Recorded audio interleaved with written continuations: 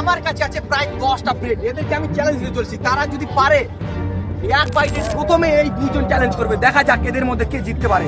এরা যদি এই ব্রেড গুলো ভুল করেও না খেতে পারে তাহলে পাবে প্রচন্ড শাস্তি, আর 5 টাকার ব্রেডের বদলে এদের কাছে নিব আমি 500 টাকা। আর এই কথা শুনে মুখে না ঢুকলেও ঠেলে ঠুলে ভরছে, আর ব্রেডটা প্রচন্ড গরমের কারণে এরা বানরের মতো লাফিয়ে বেড়াচ্ছে। আর এই চ্যালেঞ্জটা দুজনে জিতে গেল। এখন পালায় এই দুজনে, দেখা যাক এরা পারে কিনা। তোমরা তো জানোই এই ব্রেডটা খুবই গরম, আর এরাও যদি খায় মনে হয় বানরের মতো এরাও লাফিয়ে বেড়াবে। 1 2 3 চল, টাইমার চল, এবার তোরা খা, তোরাও মজা পাবি। আর পেছনে আমাদের একটা রেফারি রয়েছে, সে দেখবে কে জিতছে আর কে হারছে। আর এরাও জিতে গেল। ব্রেড গুলো কিন্তু প্রচুর গরম, আর এদের কিন্তু ছোট আমি ভুল করে দিব না, দেখি এবার এরা দুজন পারে কিনা। তোমরা তো জানো যে কোনো খেলাতে হার জিত আছেই আছে, আর ওই ছেলেদের দাবি যে তারা গরম ব্রেড খাওয়ার জন্য হেরেছে। 1 2 3 স্টার্ট, গেম চালু, চল খা। আর এরা যে এত স্পিডে মুখে ভরছে কিন্তু গিলবে কিভাবে? আরে আস্তে খা, নাহলে দম আটকে মরবে। আর মাত্র 4টা ব্রেড আছে, এখন এদের পালা, দেখা যাক এরা পারে কিনা।